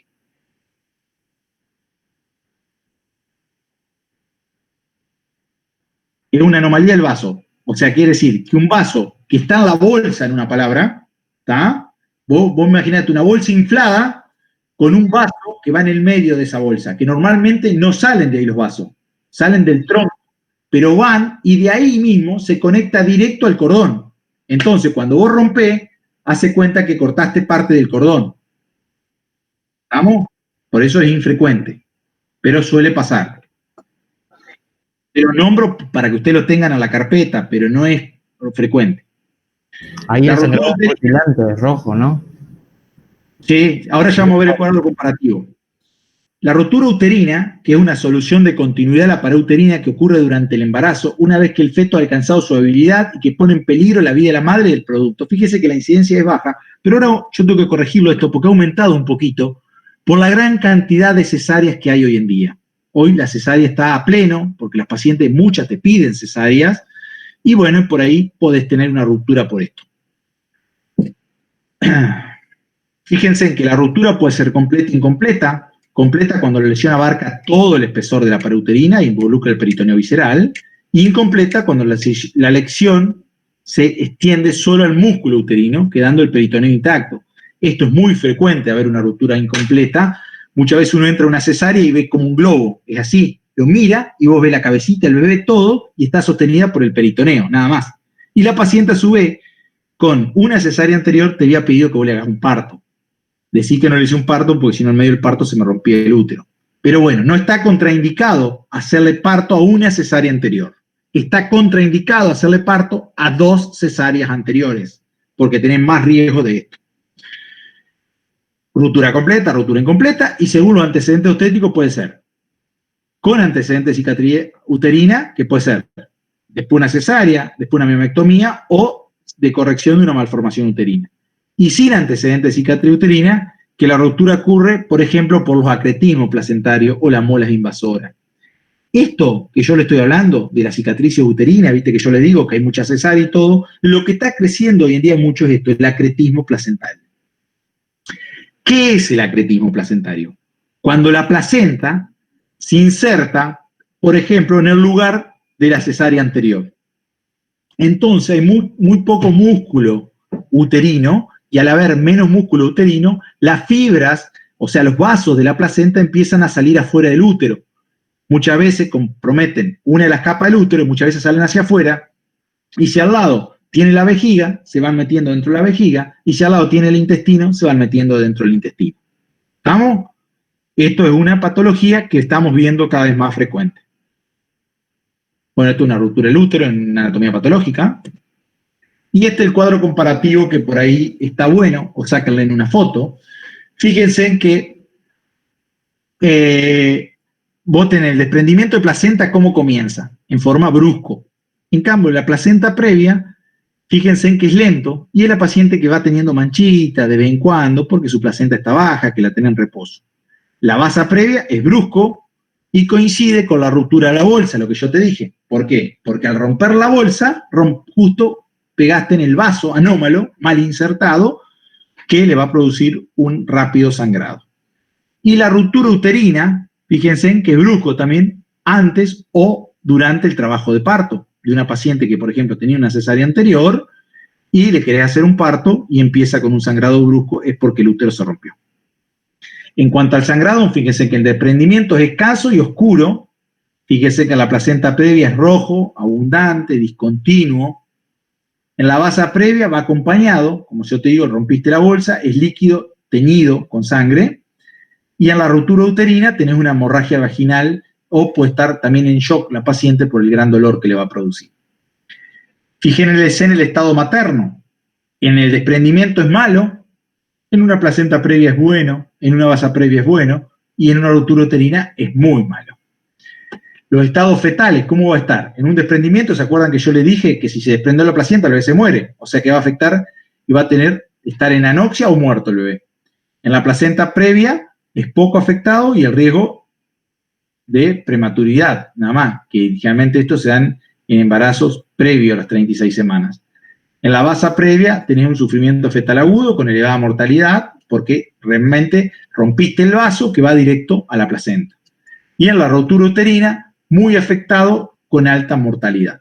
Fíjense en el dolor, siempre el desprendimiento va acompañado con mucho dolor igual que la ruptura uterina. Fíjense que el desprendimiento se manifiesta mucho con la ruptura uterina. La diferencia es que la ruptura uterina vos sabés que tenés una cesárea anterior, que va a estar en trabajo de parto la paciente o esas cosas. En cambio en el desprendimiento se va a dar en una paciente hipertensa, puede tener desprendimiento. Ahora vamos a ver, fíjense en cómo está el tono. El tono uterino en un desprendimiento está hipertónico, en la placenta previa y en la basa previa está normal, y en la ruptura uterina está atónico, no hay tono. ¿Asociado a qué las asociaciones? Fíjense en que en desprendimiento tenés a preeclampsia, a multiparidad, tabaquismo y polidramio. Por eso, ¿qué hace la preeclampsia? Si aumenta mucho la presión, lo que yo le dije, tenemos una hipertensión, ya no, toda la sangre que bombea el corazón le llega muy poca al útero. Entonces, si no le llega sangre, esa placenta que hace, se muere, se desprende. En la placenta previa, fíjense que da generalmente en embarazos múltiples, en cesárea anterior, en nulliparidad. Y la basa previa, lo que dijimos que es la inserción velamentosa del cordón. Y la ruptura uterina asociada a cicatrices del útero, lo que veníamos hablando. Este es un poco un cuadro comparativo de lo que son las hemorragias del segundo trimestre del embarazo. ¿Le queda alguna duda de esto? ¿Tiene alguna duda, chicos? No, profe. No, profe. No, profe. No, profe. Me queda el último tema, si no los aburro más, que vamos a hablar de amenaza de parto prematuro. Como definición, es una anomalía en la duración del embarazo que se caracteriza por el comienzo del trabajo de parto entre las 28 y 36 semanas de embarazo. Recuerda que le dije que hasta las 22 semanas estamos hablando de amenaza de aborto. Entre las 22 y las 28, amenaza de parto inmaduro. Y entre las 28 y las 36, amenaza de parto inmaduro. Por eso, de las 28 a las 36 se llama API, amenaza de parto inmaduro. Y de las 28 a las 36, APP, amenaza de parto prematuro. Pretérmino, fíjense en que sea antes de las 37 semanas, y la frecuencia es entre un 6 y un 10%. Después los prematuros se pueden dividir en prematuros extremos, menos de 28 semanas, en un 10%. Estos andan más o menos en la NEO. Muy prematuro, entre las 38 y 32 semanas, ya estos ya andan mejor. Y los medianamente prematuros, que en 32 y 36, que ya estos andan bien. Si Dios quiere, y anda todo bien. Fíjense en la sobrevida. A las 24 semanas es entre el 15 y el 30%. A las 25 semanas entre el 60 y 79%. A las 28 semanas entre el 85 y 90%. A las 32 semanas del 96%. Y a las 36 semanas más del 96%. Tienen que saber que cada día ganado dentro del útero mejora el 3% la sobrevida. Causas. ¿Cuáles son las causas?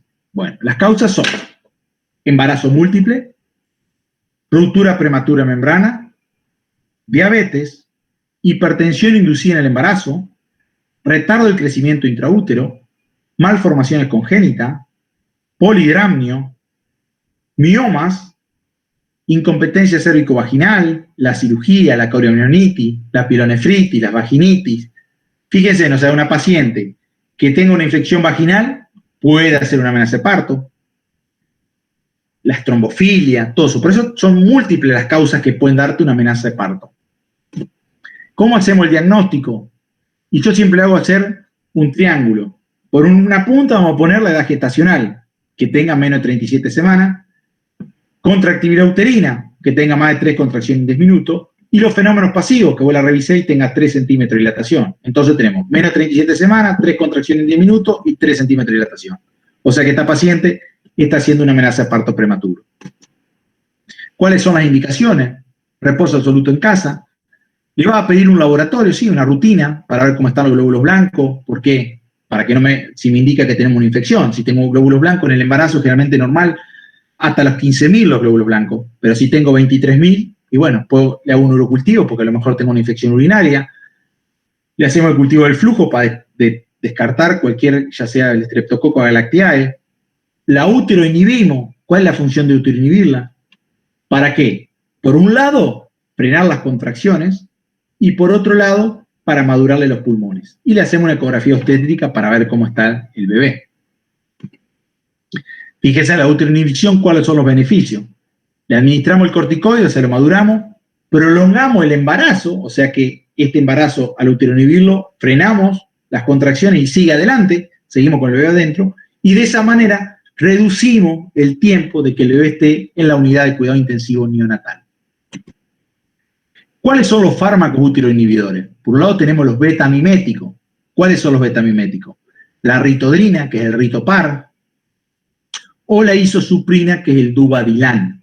Realmente yo uso mucho el Duvadilan, que se ponen, fíjense, en 500 centímetros cúbicos, destroza 10 ampollas. Y lo pasa a 10 gotas minuto, es fácil cómo se prepara. Estos son beta-miméticos, o sea que tenemos que saber a qué paciente no le podemos dar los aceleradores del corazón, en una palabra, porque esto te va a acelerar, te va a dar taquicardia, o sea que a una paciente cardíaca no le puedes dar esto. ¿Estamos? Eso tener en cuenta, son beta-miméticos. Los inhibidores de la síntesis de prostaglandina, y esto es la indometacina, que viene en supositorio, es el IM75 y lo puede dar cada 8 horas si vos querés, pero siempre acuérdense en menos de 32 semanas, porque si no te puede dar lo que se llama el cierre del duplex. Entonces, hasta las 32 semanas anda muy bien como útil inhibidor. Y por otro lado, la nifedipina anda muy bien, que es el Adalat. ¿Cuáles son los corticoides y los beneficios del corticoide? Disminuye la mortalidad neonatal, disminuye la incidencia de síndrome respiratorio del neonato, disminuye la incidencia de enteritis necrotizante y disminuye la incidencia de hemorragia ventricular. Fíjense en qué importante es madurar. Por eso, cualquier pueblo que ustedes estén haciendo guardia, donde sea, y la tienen que derivar con una amenaza de parto, no se olviden del corticoide. Maduración pulmonar, por ahí una de las doctoras me preguntó, acuérdense que tenemos la beta y la dexa. Yo le dije que para mí era más fácil la beta, si la tienen a mano, si la tienen que recetar, porque una ampolla tiene 12 miligramos, se le pone una ampolla un día y la otra ampolla el otro día y ya está maduro, o la dexametasona, que viene de 8 miligramos, pero te necesitas una ampolla y media un día y otra ampolla y media el segundo día. Contraindicaciones para detención de la APP, cuando no vamos a detenerlo, que siga adelante y que nazca el bebé, en caso que tenga un feto muerto y retenido, una diabetes descompensada o malformaciones congénitas graves. Y si tenemos un trabajo más de 4 centímetros de dilatación, ver, por ahí nos tiramos el lance a ver si lo frenamos. Y si no lo frenamos, porque ya está casi en un franco trabajo de parto, seguimos adelante. O antes que vos tengas un bebé con claro retardo de crecimiento intraútero, el bebé te está diciendo que él quiere salir. Maduramos los pulmones y que nazca. ¿Cuáles son las contraindicaciones de la indometacina? En embarazo mayor de 32 semanas, se acuerda que cierra el ducto, no se da. Paciente que tenga hipersensibilidad a la droga, las úlceras pépticas, en antecedente de hemorragia digestiva o en oligoamnio, cuando tenemos poco líquido, no se da porque la indometacina baja más el líquido. Contraindicación los corticoides, cuando tenemos menos de 24 semanas no tenemos receptores para los corticoides, por eso no se colocan, o después de las 34 semanas, porque ya están maduros los pulmones, pero le vuelvo a repetir que un corticoide después de las 34 semanas no hace mal, porque mejoramos la posibilidad del distrés respiratorio del neonato, o sea, la dificultad respiratoria.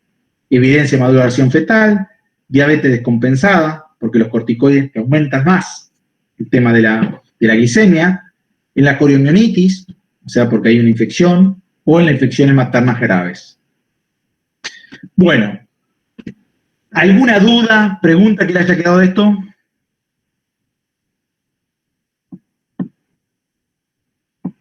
¿Alguna pregunta, chicos? No, profe.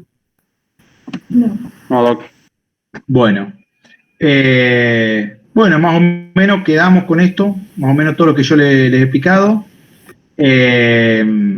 Por ahí alguna cosita más que le digo, como para tener en cuenta la guardia, las cosas que tienen que saber la guardia. Recordar, la paciente te puede consultar por vómitos, ¿tá? ¿Qué pueden dar para los vómitos, chicos? Bueno, lo que se da como primera línea es el Reliberan, que es la metoclopramida, que le pueden dar 20 gotas cada 6 horas, ¿tá? ¿Qué otra cosa pueden dar en caso que el Reliberan no te funcione? Podemos dar el Epidac, Tombal o Tueri, son las marcas comerciales, y la droga que tiene la doxilamina y la piridoxina. Esto es importante, se puede dar cada 8 horas, no hay ningún problema. Entonces, para los vómitos, primera línea, Reliberan. No me funciona el Reliberan, le doy la doxilamina y piridoxina, que las marcas comerciales en las farmacias puede ser o Epidac, o Tombal, o Tueris. ¿Estamos? Bueno, ya los vómitos fuimos. Bueno, tenemos acidez, otra paciente embarazada te consulta por acidez. Bueno, ¿no? Empezamos lo básico. ¿Qué es lo menos que le podemos dar? Milanta. ¿No me funciona el Milanta? Le doy ranitidina. ¿No me funciona la ranitidina? Le puedo dar omeprazol. No hay ningún problema. Pero siempre vamos de lo menos a lo más. ¿Qué otra cosa la paciente te consulta muchas veces? Dolor tipo menstruales, abajo, te dice que tiene puntada, lo que sea. Te digo, la paciente como puede ser tu vecina. Por eso te digo, para que vos no quedes en Orsay, sos médica. Entonces te toca la puerta y te dicen, tengo dolor de tipo A, bueno, ¿qué puedo tomar? La buscapina simple, Osertal perla, no compuesta, simple, la perlita, cada 6 horas para dolores menstruales. ¿Qué más? Te dice, tengo dolor de muela, me duele el oído, me duele la rodilla. Cualquier dolor, puedes darle el paracetamol de 500 cada 6 o de 1 gramo cada 8. ¿Estamos? Entonces, ya tratamos los vómitos, tratamos cualquier dolor, tratamos el dolor menstrual o de ligamento ahí abajo con la buscapina, tratamos la acidez. Bueno, la paciente viene por flujo y muchas veces dice, ¿qué hago? Le doy, no, bueno. Siempre después de las 12 semanas ya no hay problema. Para el flujo, usted tiene que saber que la chocha tiene bacterias que te atacan y bacterias que te defienden. Normalmente están en equilibrio, pero ante situaciones de estrés, como es el embarazo, aumenta la que no ataca y disminuye la que no defiende. Y se manifiesta con el flujo, blanco, amarillo, verde. ¿Qué pueden dar? Óvulos. ¿Qué óvulos pueden dar? Ginkán, Ovumix, Ovufen. Son todos que tienen metronidazol y asociado. 1 por noche, por 6 noches. Y esas 6 noches que no tenga relaciones sexuales la paciente. ¿Estamos? ¿Qué otra cosa? La paciente viene y te dice que tiene ardor al orinar. Entonces, ¿ustedes qué hacen? Le sacan el urocultivo, le explican cómo se saca el urocultivo. Primer chorrito, nos higienizamos bien, primer chorrito de la orina afuera, juntamos el del medio. ¿Y qué le damos? ¿Cuál es la droga de primera elección en el embarazo para una infección urinaria? Es la nitrofurantoína, que le da 100 miligramos cada 6 horas.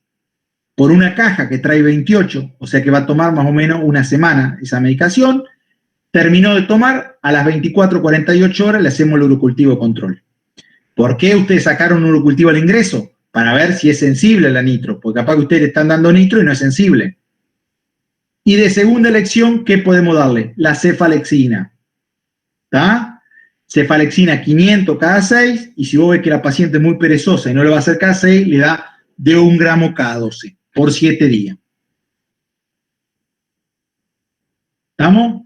Entonces, ya sabemos, el vómito, la acidez, paracetamoles, y de a veces ustedes están haciendo guardia, y a veces las pacientes embarazadas son intensas, hay que reconocerlo, pero usted no tiene que quedar en Orsay, o sea, siempre tienen que hacer algo, nunca quedarte con los brazos pasados, yo doctor, ¿me entendés? Entonces, no, pero a ver, pero los tetras, no, a ver, yo sé.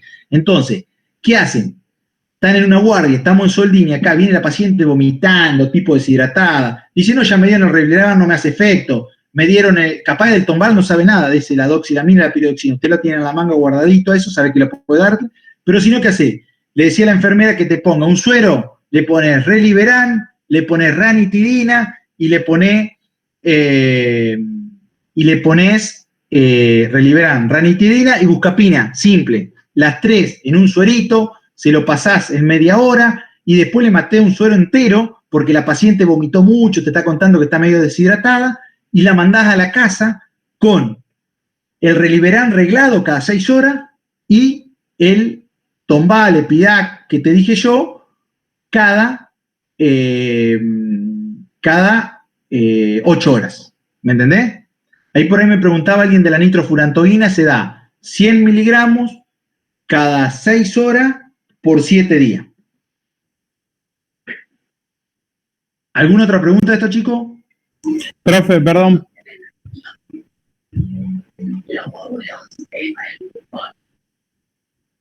Y asociado, tienen centella asiática, lidocaína, lo que venga. Ovumix, Ovufen o Ginkán. Anótenlo, después lo googlean y lo buscan, pero no hay ningún problema. Profe, ¿puede repetir las drogas para los vómitos que no era el Reliberan? ¿Cómo era la otra? Es lo que tiene doxilamina y piridoxina. Y el nombre comercial, es el Tombal, el Tueris o Epidac. ¿Alguna otra pregunta? Yo más o menos le voy tirando cosas que son frecuentes a la guardia, pero creo que más o menos ya lo manejan. Esta última que le estoy tirando es lo básico. Te va a venir una por dolor de cabeza, le toma la presión normal, tómese 1 gramo de paracetamol cada 8 horas. Consulte después con los tetras. Viene otra, tengo una acidez terrible. Mi obstetra me dio Milanta, pero no me hace nada. Bueno, vamos a darle ranitidina. Y ya vos le diste otra cosa, no te quedaste callada, eso es lo fundamental. Y seguro, hablen seguro con las cosas. Te cae otra con vómito y deshidratada. Bueno, ¿qué hicieron? Le dijeron a la enfermera, preparamos un suero, Reliberan, ranitidina, buscapina, que es el clásico. ¿Y qué hicimos? Le pusimos un suerito y la controlamos. Otra pregunta, ¿por qué le damos buscapina ahí, en ese ejemplo? ¿Por qué le das buscapina? Y porque la buscapina, porque por ahí también puede tener tipo dolores tipo cólico. Te hace el cóctel completo y la paciente se va a ir bien. Si vos querés, si no le haces el Reliberan solo, si ella te dice propiamente vómito, pero ponele que te caiga asociado a diarrea. Tiene una gastroenterocolítica la señora. Entonces, para los vómitos le diste el Reliberan y para el dolor cólico le pusiste la buscapina. Pero generalmente siempre están con algo de acidez o algo porque no están comiendo nada o lo que sea, le ayuda con la ranitidina. Doc, la ranitidina se da 150 cada 12, ¿no? Correcto, sí. Si está muy dolorida, la puede cada 8. Bien. Otra cosa, te cae con dolor de muela, ¿me entendés? O te cae con la muela así hinchada. Siempre pregunten a qué es alérgica la paciente. Pero si le hacen un diclodexa, que es común en la guardia, no está mal. Le hace un inyectable diclodexa y la manda al odontólogo. Te va a preguntar, ¿qué antibiótico puede recibir, doctor? Y no hay problema. El Octamox, la amoxicilina, no están contraindicados eso en el embarazo. ¿Qué otra pregunta? Profe.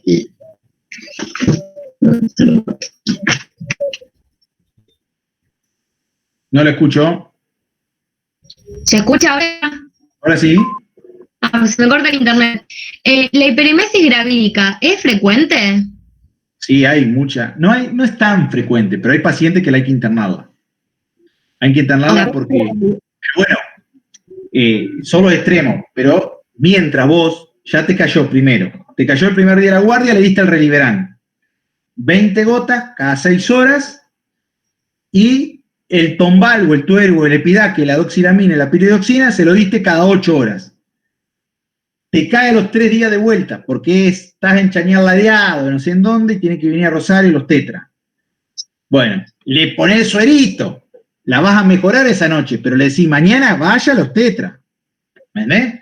Pero ya la volviste a aliviar vos, porque con el suerito un rato la vas a mejorar. Ok. Gracias. ¿Alguna otra pregunta? Bueno, estaríamos. Sí, profe, listo. Espero que le haya servido y excelente. Cualquier cosa que tengan dudas o algo, yo después voy a subir a la página. Yo trato de hacerle la clase lo más didáctica posible y con lo que ustedes se van a encontrar. De obstetricia es esto lo básico, no hay otra cosa. No se la compliquen y ya te digo, deriven, o sea, y nunca, siempre hablen seguro, en la vida de médico hablen seguro. Así usted no esté inseguro, tramitan seguridad. ¿Me entendés? Así vos decís, no estoy seguro. Bueno, no, el Reliberan, 20 gotas cada 6 horas, señora, y agréguele esto, y con eso va a andar bien. ¿Estamos? Y cualquier cosa, le ponemos un suero siempre, le pongamos un suero, ranitidina, Reliberan, pero siempre hagan algo, porque de a veces, mucho, nos recibimos y después vamos y no sabemos, y no sé, y dudaste, o vas atrás a buscar un librito. Esto es lo básico en obstetricia. Y no le tengan miedo a un parto, no le tengan miedo a nada, ya está. ¿Me entendés? Y como yo siempre le digo, aprender bien el tema de las derivaciones, sepan bien derivar, rápido escribir paciente, 38 años, gesta 2, parto 1, que consultó por contracciones, antecedente personal, antecedente quirúrgico, frecuencia cardíaca, frecuencia respiratoria, presentar bien al colega la historia clínica. Entonces cuando te recibe el otro, que del otro lado el R1, que tiene un año más que vos y que te va a querer forrear, no te vas a poder decir nada. ¿Me entendés? Acuérdense siempre que sean pretérminos, los bebés pretérminos, menos de 37 semanas, un corticoide, si no es alérgica, no se le niega a nadie. Acuérdense, entonces le pone una beta, mañana hacete la segunda, o ya la va a derivar, y capaz que vos le hiciste el corticoide a las 10 de la mañana, la paciente que llegó a las 8 de la noche, a las 10 de la noche ya con 12 horas le puede hacer una maduración rápida, se llama, y capaz que el obstetra el otro día a las 10 de la mañana tiene que sacar el bebé. Fue muy importante tu corticoide que vos le hiciste a las 10 de la mañana del día anterior, ¿me entendés? Entonces piensen, muchas veces la medicina es sentido común, no es mucho más. Si ustedes quieren ser exitosos en la medicina, tienen que tener 3 pilares fundamentales, chicos. ¿Cuáles son esos pilares fundamentales? Primero, saber, que es muy importante. Segundo, sentido común. Y tercero, seducir. Si vos sabés mucho, pero no tenés sentido común y seducís, sos un osco, no vas a tener paciente. Porque sos una persona que sabe un montón, pero sos un forro, un fanfarrón, que no, ni siquiera a veces a la paciente la saludás, porque muchas veces si nos corremos del escritorio y le damos la mano, o ahora no podemos casi ni saludarla, ya hay una situación de simétricos. Ahora si vos le das la mano por encima del escritorio, lo que sea, ya hay como un rechazo, es como que le pones una barrera, ¿me entendés? Y la gente eso no le gusta, ¿me entendés? Y por otro lado vos tenés el que seduce, que tiene sentido común, pero no sabe. Y eso es lo que abunda, los chanta, ¿me entendés? Entonces, la pirámide, acuérdense que entre saber, sentido común y seducción. Con eso no tengan la menor idea que van a llegar al éxito. Es así. Tengan siempre presente que ustedes saben, que ustedes estudiaron, que ustedes son médicos, porque todos te tiran mierda en el camino, ¿me entendés? Que eso es imposible, que recién está arrancando, que cómo va a empezar a hacer una guardia, que metele para adelante, métanle para adelante, es así, y si Dios quiere van a llegar a todo. ¿Está? Bueno, espero que les haya gustado y cualquier cosa que necesiten a disposición. La mejor vibra para todos. Muchas gracias, profe. Muchas gracias. Muchas gracias.